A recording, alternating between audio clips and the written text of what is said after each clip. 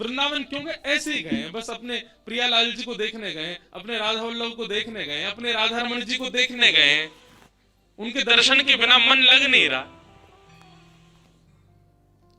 ऐसा भजन ये गिना जाता है। तो पाप यानी कि निष्पाप से भजन करो, फल यानी कि बिना फल की कामना के भजन करो। तीसरा आया बंधन। जरूरी नहीं है वो मिले तो ही हम भजन करें, नहीं मिले तो भी हम भजन करेंगे, तो भी हम ठाकुर जी के हैं। बंधन युक्त बंधन मुक्त इनसे कोई अभिप्राय नहीं है। मेरा जीवन चाहे जैसा हो, मैं आपको नहीं छोड़ सकता, मैं आपको भजूंगा। आप चाहे अनुकूल जीवन दीजिए, चाहे आप प्रतिकूल जीवन दीजिए, मैं आपका त्याग नहीं कर सकता। जैसे मीराबाई, जैसे कुंभनदास, जैसे कृष्णदास, जैसे कबीरदास, जैसे रैदास।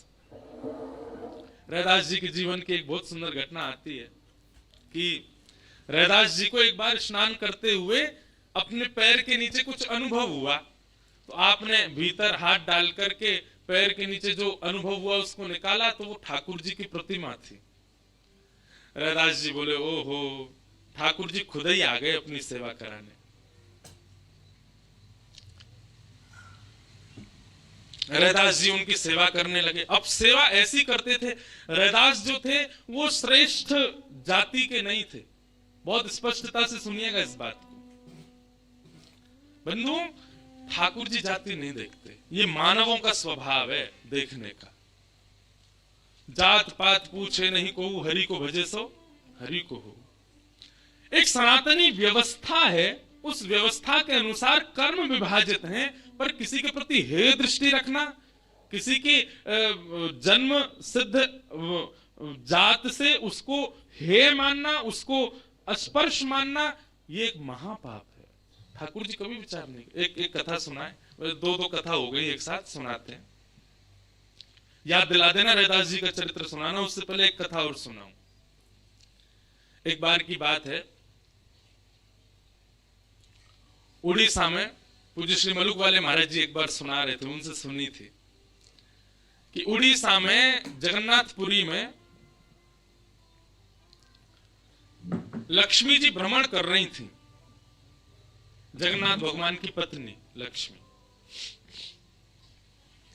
और पूरी क्षेत्र में भ्रमण करते करते उन्होंने देखा कि मैं किस पर कृपा करूं। तो सबसे पहले लक्ष्मी जी गई अर्चकों के पास, जो जगन्नाथ जी को उठाते, सुलाते, खिलाते, नहलाते, भोजन प्रसाद कराते। बोले ये अर्चक हैं, पहले अर्चकों को देखें, इनके यहाँ किसी परिवार में अगर हमको कृपा करनी हो तो लक्ष्मी जी सब अर्चकों के घर में गई। देखा महाराज सूर्य उदय हो गया, ये तो अभी सो ही रहे हैं, ना आचार विचार शुद्ध, ना खान पान की शुद्धि। एक बात तो है बंधुओं, अत्यंत सामीप्य में दोष तो होता है। जब किसी वस्तु का बहुत सामीप्य मिल जाता है ना, तो कभी ना कभी उसकी वैल्यू समझ में नहीं आती हमको।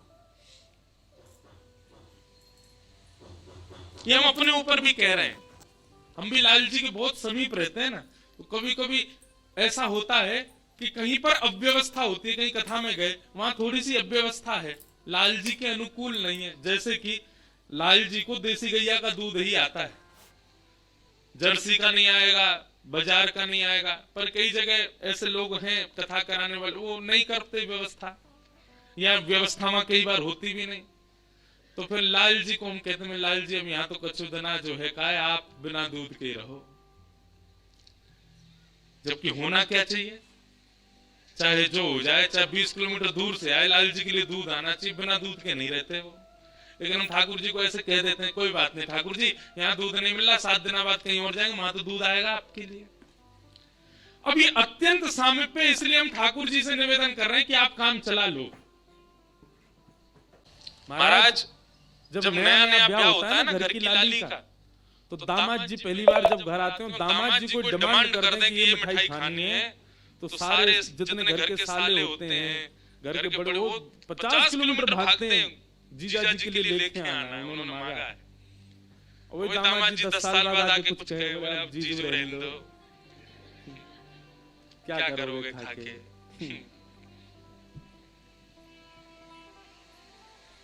या फिर पहले ही फोन कर देते हैं, आप आएंगे वो रास्ते में ही पड़ेगी, दुकान खुद ही लिया ना। अत्यंत सामीप्य के बाद में कहीं ना कहीं हमारा भाव जो है वो धीरे धीरे घटने लग जाता है। कभी कभी मैं आपसे भी निवेदन करूं, ठाकुर जी से भी विरह मांगो, हे नाथ कहीं मैं आपके बहुत समीप ना आ जाऊं, बहुत समीप आकर के कहीं मैं आपके प्रति मेरा भाव कम ना हो जाए। तो लक्ष्मी जी ने देखा महाराज सबरे पुजारी अर्चक साधक लेट लेट तक सो रहे हैं, ना आचार विचार शुद्ध, ना खान पान की शुद्धि, ना वस्त्रादि धुले हुए, एक ही वस्त्र हैं, 5-5 दिन तक उन्हीं को पहनने हैं। लक्ष्मी जी बोली ये मेरे रहने लायक स्थान नहीं है, यहाँ नहीं आऊंगी। और तभी लक्ष्मी जी ने आगे जाकर के देखा कि वह परिवार जिनको झाड़ू लगाने की सेवा थी, नाली आदि साफ करने की सेवा थी, जिनको मंदिर में प्रवेश तक नहीं करने दिया जाता, उनके घर में गोबर का चौका, सब ब्रह्म मुहूर्त में उठ गए हैं, तुलसी जी को जल दे रहे हैं, घर में बिल्कुल शुद्ध भोजन बन रहा है, आचार विचार की शुद्धि, हाथ स्वच्छ है, पैर बच, जन्म से उनकी जाति कहीं ऊंची नहीं है, लेकिन बाकी सब कुछ उनका स्वस्थ था, बिल्कुल शुद्ध था। एक बात याद रखना बंधु, लक्ष्मी जी की कृपा चाहते हैं ना, पवित्र रहना प्रारंभ कर दो। लक्ष्मी जी को पवित्रता बहुत प्रिय है। आपने आज जो वस्त्र पहने, कल अगर आपने पहन लिए, लक्ष्मी जी तुरंत चली जाएंगी। इतनी भी अपवित्रता लक्ष्मी जी को प्रिय नहीं है। लक्ष्मी जी बोली ये अच्छी है, इसके यहाँ मैं जाऊंगी। लक्ष्मी जी प्रत्यक्ष प्रकट हो गई उनके घर में जाकर के। अब वे तो बेचारे छोटे मोटे लोग, बेचारे ज्यादा धनवान तो थे नहीं।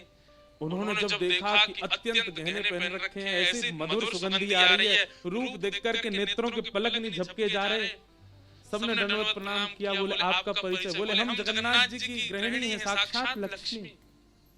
वे सब घर के लोग, अरे हमारे घर का तो जल भी आपके स्पर्श योग्य नहीं, हम तो ऐसे लोग, हम तो नीचे लोग हैं। ये लक्ष्मी जी बोली ये सब बात नहीं करो, हम लोग ठाकुर जी ये सब विचार नहीं करते। तुम्हारा आचरण देखो कितना शुद्ध, तुम्हारा व्यवहार कितना शुद्ध, तुम्हारी बुद्धि कितनी शुद्ध है।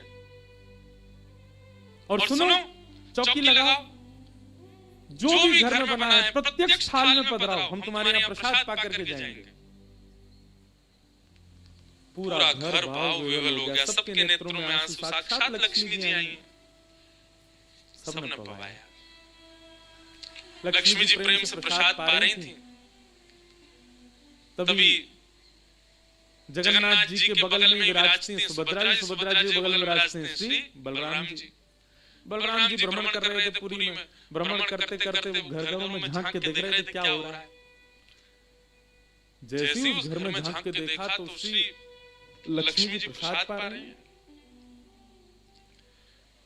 बलराम जी बोले राम राम राम राम राम राम, ये झाड़ू पोंछा बर्तन करने वाले लोग, इनके यहाँ पर चले जाओ, इन पर कृपा करो। पर भैया इनके यहाँ तो भक्ष भी बनता होगा, मांस भी बनता होगा, और लक्ष्मी जी यहाँ बैठ करके प्रसाद पा रही, हमारी घर की बेटी, हमारी घर की बहू, बिल्कुल आचार विचार की शुद्धि नहीं रखी। नाक फूल गई। परिवार में 2-3 लोग ऐसे होते हैं उनकी नाक बहुत जल्दी फूल जाती है। पहले तो जेठ जी, दूसरे ननद जी, तीसरे फूफा जी,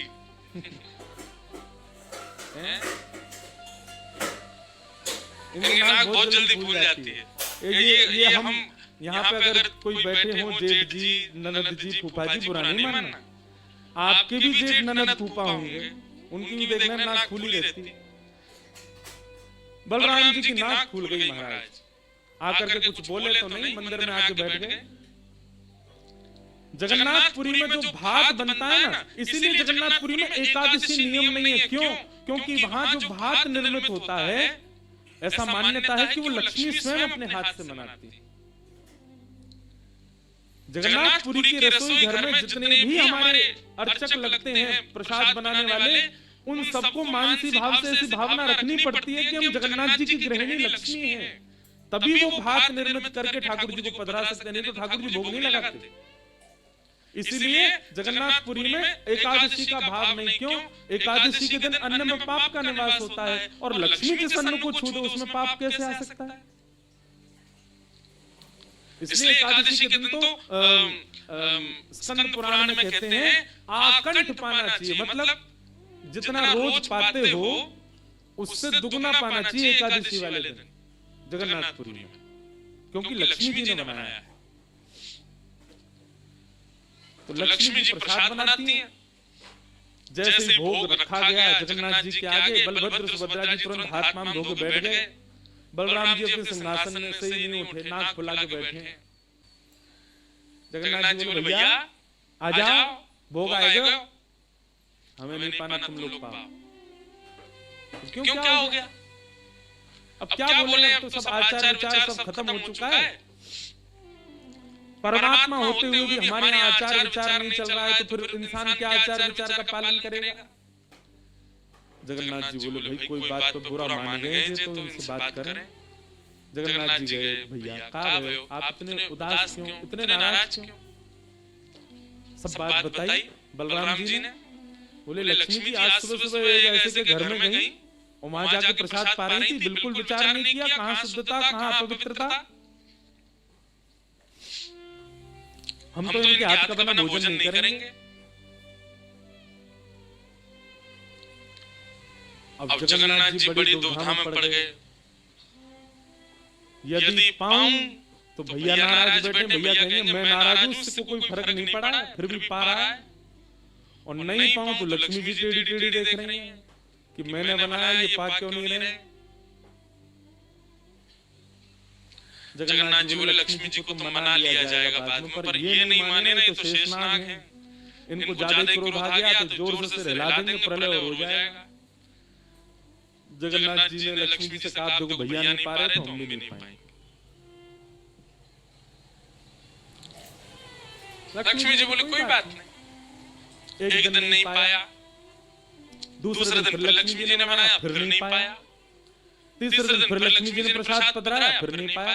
तो लक्ष्मी जी बोली भाई कोई बात है तो हमसे बोलो सीधे, ये प्रसाद रोज छोड़ देना ये कैसा तरीका है आपका नाराज होने का? कहीं बलराम जी बोलते हुए सुन लिए लक्ष्मी जी ने कि भाई इनके हाथ का बना हम नहीं पाएंगे।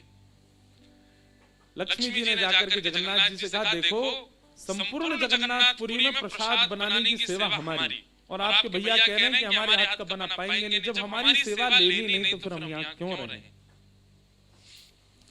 इसलिए आप हमको आज्ञा दें, अब हम जहाँ हमारा सुख है हम वहाँ चले जाते हैं श्री क्षेत्र से। जगन्नाथ प्रभु कुछ अच्छा जगन्नाथ जी को भी लीला करनी है इसलिए वो कुछ नहीं बोले। अब कुछ नहीं बोले तो लक्ष्मी जी समझ गई, बोले मौन मतलब हाँ ही होता है। लक्ष्मी जी बोले ठीक है आप लोग शयन करो, रात्रि का समय, बलभद्र सुभद्रा जगन्नाथ जी के कपाट बंद हो गए। लक्ष्मी जी बोली अब हम जा रहे हैं, और मंदिर से श्री लक्ष्मी जी चली गई। प्रातः काल ब्रह्म मुहूर्त का समय हुआ। महाराज जगन्नाथ जी बलराम जी जैसे ही उठे तो क्या पाया, नीचे फर्श पे पड़े थे। कहाँ सोने के सिंहासन पर सोते थे, सोने के बिस्तर पर सोते थे, बढ़िया लत्ता पहन के रहते थे, गले में स्वर्ण की मालाएं, हाथ में स्वर्ण के कड़ूला, पाम में स्वर्ण के कड़ूला आदि सब पहन के सोते थे। लेकिन लक्ष्मी चली गई तो सब चला गया। सवेरे उठे तो फर्श पे पड़े थे। बलराम जी बोले लाला जी कहाँ है वो, हमारे सिंहासन वगैरह कहाँ चले गए? ठाकुर जी बोले लक्ष्मी जी चली गई ना, लक्ष्मी का मतलब सब होता है। बलराम जी ने अपनी तिजोरी जाकर के खोली, सब वस्त्र चले गए, आभूषण चले गए, सब आयुध चले गए, फटे पुराने मैले कुचैले बिना धुले महीनों के सालों के वस्त्र पड़े थे। और यही होता है, लक्ष्मी जाती है तो यही रह जाता है। लेकिन बलराम जी भी अपनी पूरी उसमें थे, बोले कि हम भी कुछ नहीं देंगे, ठीक है जैसे हैं वैसे रह लेंगे, कोई लक्ष्मी जी के जाने से हम पे फर्क थोड़ी पड़ रहा है। चल लाला भोजन को समय है जो प्रसाद पावे। ठाकुर जी बोले कैसे प्रसाद पाएंगे, प्रसाद तो लक्ष्मी बनाती है, लक्ष्मी चली गई, खुद ही बनाना पड़ेगा। बोले हाँ तो हम पे कोई बनाने की कमी, हम दोनों मिलकर बनाएंगे। कृष्ण बलराम दोनों गए रसोई घर में जाकर के देखा तो महाराज वहां से अन्न दाल चावल सब चले गए, तो सब लक्ष्मी से ही आते हैं। कहां तक है, चूल्हा जलाने की लकड़ी भी नहीं बची, वो भी लक्ष्मी से ही आती है।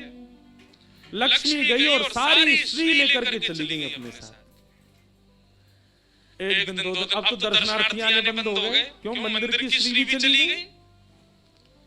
जगन्नाथ जी और बलराम जी चुपचाप बैठे अपने सिंहासन पर, भूखे प्यासे बेचारे, आंख बाहर निकली नहीं। बलराम जी लाला बोला हाँ 2 दिन है लाला भोजन नहीं कियो, और 2 दिन पहले गुस्सा में नहीं कियो, 4 दिन है और कछु है ना कहा करें। देखो इस बात को कोई ऐसे मत ले लेना, लोग सोचने वाले होंगे लेकिन बताओ महाराज जी कुछ भी बोल रहे हैं, वो साक्षात ब्रह्म है। लक्ष्मी जाने से उनको कोई प्रभाव पड़ेगा? लक्ष्मी जाने से कोई प्रभाव नहीं पड़ता ठाकुर जी पर ठाकुर जी बलराम जी को बताना चाह रहे हैं कि भाई किसी को हे दृष्टि से मत देखो, उसी के लिए पूरी लीला हो रही है। ठाकुर जी बोले दाऊद दादा एक काम है सके, बोले कहा, बोले समुद्र के किनारे स्वर्ग आश्रम है जहां पर लोगों की अंत्येष्टि होती है। बोले हाँ, मैंने एक बार देखा था वहां पे लोग कटोरा लिए बैठे रहते हैं और उनको कुछ ना कुछ मिल ही जाता है। आपकी आज्ञा हो तो वहीं चलें, कछु तो मिल जाएगा। लाला पूरी दुनिया काकेगी, बताओ कृष्ण बलराम क्या कर रहे हैं। बोले ऐसे थोड़ी जाएंगे, रूप बदल के चलेंगे, कछु तो मिलेगा, पेट तो नहीं भरेगा हमारा, लक्ष्मी जी तो आएंगी नहीं, नाराज होकर चली गई। बलराम जी बोले हाँ जान दे, ये बहू के बड़े नखरे हैं, चली गई तो काम का भूखे रहेंगे, चल लाला मेहनत करके उद्यम करके भिक्षा मांग के पालेंगे। और श्री कृष्ण बलराम दोनों छोटे से बालक का रूप धारण करके गए और स्वर्ग आश्रम के बाहर कटोरा लेके बैठ गए, कोई कुछ तो दे जाएगा। ठाकुर जी और बलराम जी अपनी झोली फैला के जय जगन्नाथ जय जगन्नाथ, मैया तेरा भला हो, कुछ दो। कोई कुछ नहीं दे। एक ने तो डांट दिया, बोले हे छोटे बालकों क्या करते हो, विद्यालय जाया करो, पढ़ाई लिखाई किया करो, क्या बचपन में आके बैठ गए यहाँ पे। बलराम जी बोले लाला ये तो बहुत डांट रही है। ठाकुर जी मन मन कहे और कर लो अपमान लक्ष्मी जी का। इतने में एक महात्मा आए, उन पर धन तो था नहीं, लोग वो खाते ना मूड़ी, भेलपूरी, झाल मूड़ी बोलते हैं उसको, फूले फूले से होते हैं, क्या बोलते हैं उसको, मूड़ी बोलते हैं ना, समझ गए ना सब। गंगा जी के किनारे भी लोग खाते हैं, उसमें नमकीन नमकीन मिला के बढ़िया। तो उनके पास में बस मूड़ी थी महात्मा जी के पास। भेल थी भेल, तो लाई भी बोलते हैं उसको, लाई। ठाकुर जी ऐसे झोली फैला के बैठे, बलराम जी भी। तो महात्मा जी ने क्या किया, ऐसे करके लो बच्चों लो खा लो, पेट भर। बलराम जी बोले लाला एक समय को भोजन तो मिल ही गया। ठाकुर जी बलराम जी दोनों खुश हुए। लक्ष्मी जी ने दूर से देखा, एक पवन देव जोर से बहना प्रारंभ करो। ऐसी जोर की हवा चली महाराज सबरी मूड़ी उड़ गई। बलराम जी और ठाकुर जी पीछे पीछे भागे, मूड़ी सबरी उड़ गई।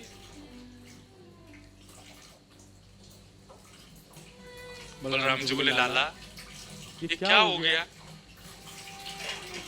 बोले भैया हम संकोच में कुछ कहते नहीं, आप बड़े भैया पर हम एक बात कहें, लक्ष्मी के बिना सवाल हो रहा है हमारा। ठीक है बहू है, आपने समझा देते, आप भी बिल्कुल नाक फुला के बैठ गए, गुस्सा है के बैठ गए, चली गई बेचारी। यदि वे प्रसन्न हो जाए तो फिर सब ठीक हो जाएगा। अरे ना बेटा कोई बात नहीं, हम तो क्षमा मांग लेंगे, तेने पहले क्यों ना कही होते। ठाकुर जी बोले अब कोई बात नहीं, अब चलते हैं, ढूंढे उनको कहाँ है। पूरे पुरी में ढूंढा कहाँ है लक्ष्मी जी। लक्ष्मी जी उसी कन्या के घर में थी, उसी घर में थी जहां देख करके बलराम जी को हीन भावना आ गई थी। बलराम जी लेके गए, लाला यही घर में बैठी जब मैंने देखी खाई। वहां जाकर के देखा तो महाराज उस घर में बिल्कुल जैसे मंदिर की रौनक होती है, ऐसी रौनक उस घर की हो रही थी। फर्श लगे हुए हैं, बढ़िया सोने चांदी के बर्तन रखे हैं, एक जगमगा रहा है मणियों से पूरा घर भवन।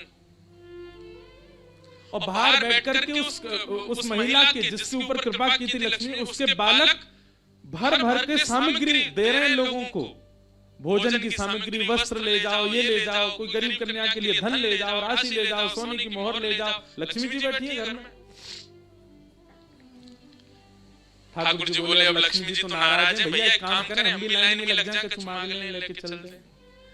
जैसे ही ठाकुर जी और बलराम जी लगे कतार में, भीतर से लक्ष्मी जी को देख के दया आ गई।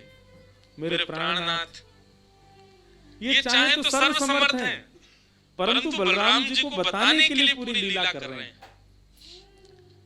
लक्ष्मी जी तुरंत बाहर आई और दोनों को इशारा किया, आप लोग इधर आओ। बलराम जी बोले देख बहू तू नाराज मत हो, हमसे गलती है गई, और वैसे गलती तेरी भी कम नहीं, तुमको नहीं जाना चाहिए ऐसी जगह। लक्ष्मी जी बोली दाऊ दादा, ठाकुर जी के लिए सब अलाव है, हमारे लिए इतने बंधन। वे किसी भी भक्त पर कृपा करने जा सकते हैं, वहां पर जात पात नहीं देखी जाती, वहां पर ये नहीं देखा जाता कि भजने वाला कौन है, ब्राह्मण है, क्षत्रिय, वैश्य कौन है, सब पर वो अनुग्रह कर सकते हैं। तो फिर हमारे ऊपर इतनी रोक टोक क्यों?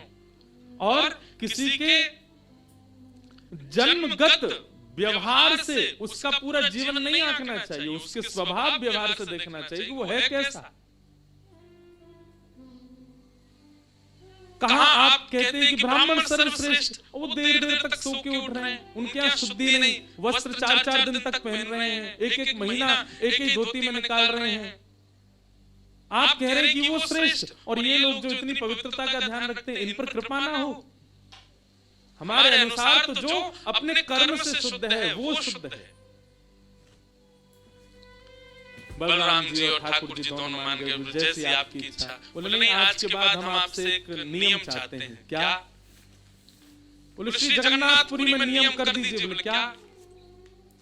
जिस महाप्रसाद को ब्राह्मण पाएगा उसी महाप्रसाद को शूद्र भी पाएगा, दोनों को समान फल मिलेगा। और यहाँ महाप्रसाद का ऐसा नियम रखा जाए कि अगर एक ही पत्तल में दोनों बैठ करके पालें तो दोनों को समान पुण्य प्राप्त होगा। महाप्रसाद पाते ही अन्य तीर्थों में तो बहुत साधन करने पड़ेंगे, पर पुरी में आकर के कोई एक दिन का भी यदि महाप्रसाद का पाले तो उसको सर्व साधनों का फल प्राप्त हो जाए। और किसी भी प्रकार से ये ना देखा जाए कि कौन किस वर्ण का है, वो स्वभाव से शुद्ध होना चाहिए। हम सबको हृदय लगाना। अगर ये सब आपको मंजूर हो तो मैं राजी हूं। राजी हुए और तब से श्री जगन्नाथपुरी में ये सब नियम नष्ट कर दिए गए। महाप्रभु जी सबके लिए सुलभ हो गए। कहां तक है, जब ठाकुर जी बीमार होते हैं ना, तो ठाकुर जी की सेवा ब्राह्मण नहीं करते, अन्य वर्गों की ही सेवा होती है श्री ठाकुर जी की। वे ही ठाकुर जी को अंतरंग भाव से सेवा करते हैं, उन्हीं से ही ठाकुर जी प्रसन्न होते हैं। तो व्यक्ति का व्यवहार, स्वभाव, उसकी विचारधारा वो उच्च होनी चाहिए। वो जन्म से कौन है इससे फर्क नहीं पड़ता। सनातनी परंपरा है, परंपरा का निर्वहन होना चाहिए, परंपरा का पालन होना चाहिए, परंतु भेद श्री के साथ ठाकुर जी नहीं रखते तो हम क्यों रखें? तो रैदास जी को ठाकुर जी प्राप्त हुए। रैदास जी उनकी सेवा करने लगे। उनकी सेवा से कुछ लोग परेशान हो गए। उन लोगों ने कहा कि भाई इसके तो बड़े भगत होने लगे, इसके यहाँ तो बड़ी भीड़ जाने लगी, और ये तो ब्राह्मण भी नहीं है। और जाकर के सबने शिकायत कर दी राजा से। बोले ठाकुर जी की सेवा का अधिकार केवल हम लोगों को मिलना चाहिए, रैदास से उसके ठाकुर जी छीन लिए जाएं। राजा ने रैदास जी को ठाकुर जी सहित बुलाया और कहा, एक तरफ सब ब्राह्मण बैठे और एक तरफ रैदास जी बैठे, बीच में सिंहासन पर ठाकुर जी बैठे, जिसकी उपासना आराधना से ठाकुर जी का मुख अगर मुड़ गया, जिसकी तरफ मुड़ गया, ठाकुर जी उसके रहेंगे। फिर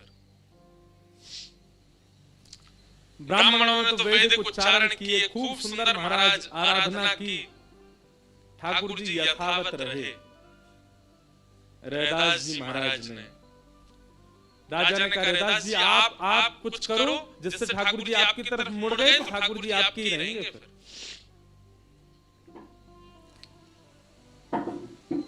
रैदास जी ने एक पद गाया,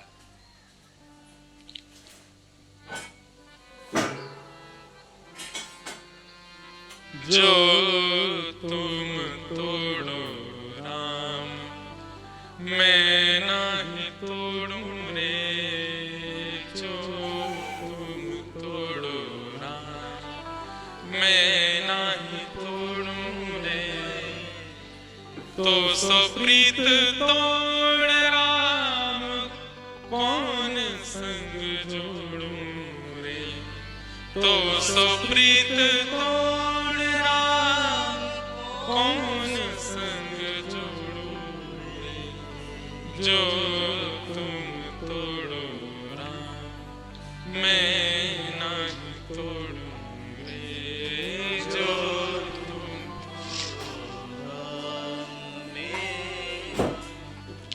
रैदास जी कह रहे हैं, बोले नाथ, मैंने जीवन में आपसे कुछ नहीं मांगा, पर आज आपसे मांग रहा हूं।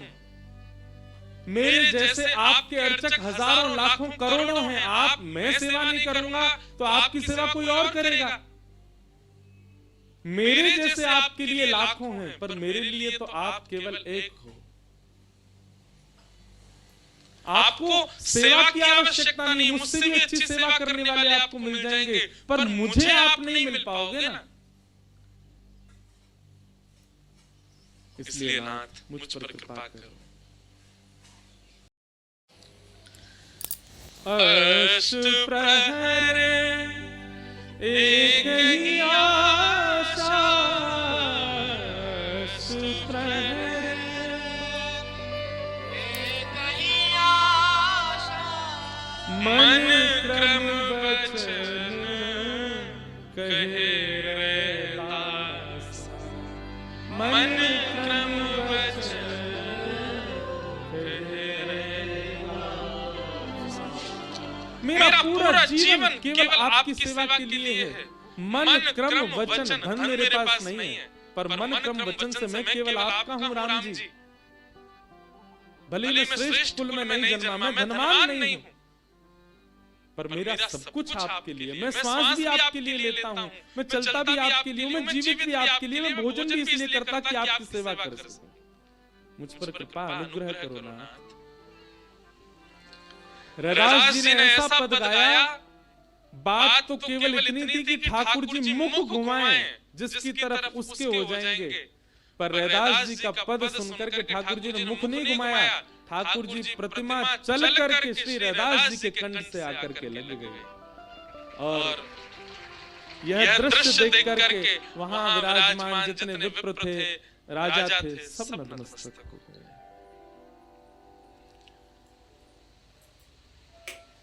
भैया ठाकुर जी को रिझावे के लिए बहुत व्यवस्था नहीं, केवल भाव की आवश्यकता। पाप, फल, बंधन, भय और मृत्यु, इनमें भजन संसारी लोग करते हैं, पर यदि आप वैष्णव हो, यदि आप कंठी पहनते हो, यदि आप तिलक लगाते हैं, पाप करने के बाद ठाकुर जी का भजन नहीं करना। ठाकुर जी से कहना, नाथ पाप किया है मैंने, भोगूंगा मैं। ठाकुर जी को इसके लिए मत खींचो कि मुझ पर कृपा कर दो नाथ, भय के कारण और अर्जी लगा रहे हैं, ये कर दो वो कर, नहीं। पाप किया है तो उसके लिए तैयार रहिए कि नाथ मैंने किया है, इसका दंड मुझे आप दीजिए। ये वैष्णव स्वभाव होता है। फल की कामना से नहीं करना है भगवत भजन, बंधन युक्त बंधन मुक्त होने के लिए नहीं करना है, भय से नहीं करना है, मृत्यु समीपा में आने पर नहीं करना है। बल्कि एक बात कहूं, अन्यथा मत लीजिएगा, अगर जीवन भर भजन नहीं किया और वृद्धावस्था में मन में भाव आता है कि अब हमें भजन प्रारंभ करना चाहिए, तो बल्कि तब और नहीं करना है। तब कहना नाथ, जब ये नेत्र श्रेष्ठ थे तब तो आपको देखा नहीं, जब ये कान सुन सकते तब तो आपकी कथा सुनी नहीं, जब आपके समीप आ सकते थे तब तो परिक्रमा लगाई नहीं, जब आपका कीर्तन कर सकते थे तब करताल बजाई नहीं। अब ये सब निष्ठुर हो चुके हैं, तो अब भी नहीं करना है। अरे माधव दास जी के चरित्र में आता है, वे 21 वर्ष की आयु में जगन्नाथपुरी गए और जगन्नाथपुरी जाकर के 3 दिन तक अनशन व्रत पे रहे। कारण पूछा तो उसमें ये बताया, मैंने 21 वर्ष बिना जगन्नाथ जी के क्यों निकाल दिए? मुझे प्रारंभ से ही अपना जीवन अर्पित करना था उनको। बंधुओं, भगवान को जीवन अर्पित करने का मतलब ये नहीं होता कि आप अपनी पढ़ाई छोड़ दो, आप अपनी जॉब छोड़ दो, आप अपने कर्म छोड़ दो। व्यवहार तो आपको करना ही है, संसार में आपको कर्म तो करना ही है, पर मनस्थ में श्री ठाकुर जी सदा विराजमान है। यह विश्वास, ये प्रेम, ये निष्काम भाव ठाकुर जी के प्रति सदा सजग रहे। उसके साथ अपने कर्म का निर्वहन करो। तुम हमारे थे प्रभु जी, तुम हमारे हो, तुम हमारे ही रहोगे, ओ मेरे प्रियतम। गाओ। तुम हमारे थे प्रभु जी, तुम हमारे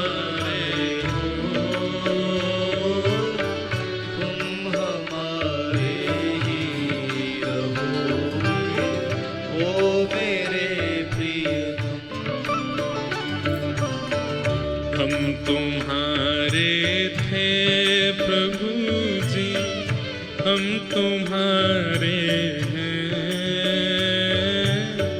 हम तुम्हारे ही रहेंगे, ओ मेरे प्रियतम। हम तुम्हारे थे प्रभु जी, हम तुम्हारे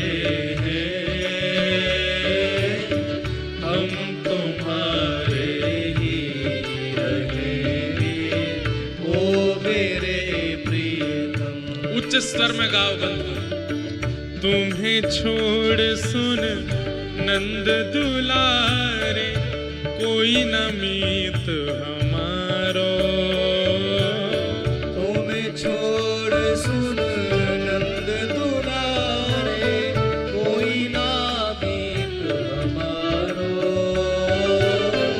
किसके द्वारे जाए पुकारो, और न कोई सहारो। इसके द्वारे जाए पुकारे, और न कोई सहारो। किसके द्वारे जाए पुकारो, और न कोई सहारो। किसके द्वारे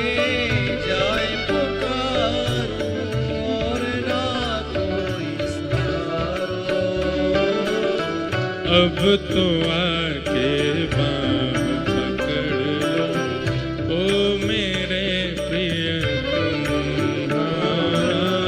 अब तो आके बाँह पकड़ लो, ओ मेरे भाव से। तुम हमारे थे प्रभु जी, तुम हमारे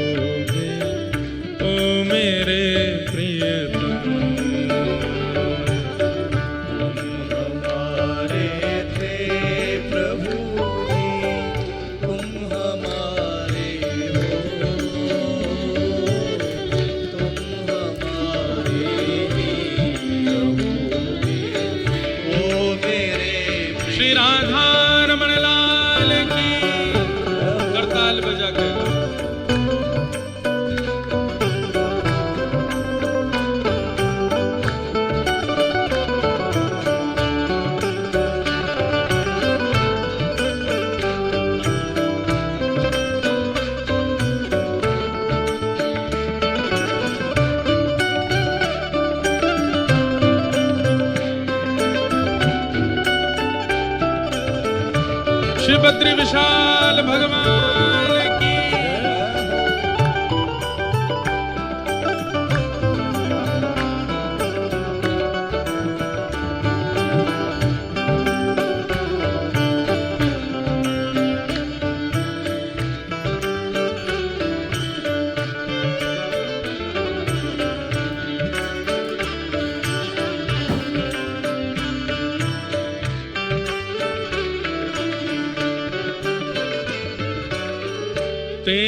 कारण सब जग छोड़ा, तुम संग नाता जोड़ा प्यारे, तुम संग नाता जोड़ा प्यारे, तुम संग नाता जोड़ा। तेरे कारण सब जग छोड़ा, तुम संग नाता जोड़ा प्यारे, तुम संग नाता जोड़ा प्यारे, तुम संग नाता जोड़ा। एक बात कहें, आप लोग सुबह के सत्र में कथा, वैसे अधिकतर कथा शाम के सत्र में होती, पर अब हम प्रयास करते हैं कि सुबह के सत्र में ही हो कथा। सुबह का सत्र अच्छा होता है, थोड़ा मन बुद्धि चित्त सब बहुत शुद्ध रहते हैं।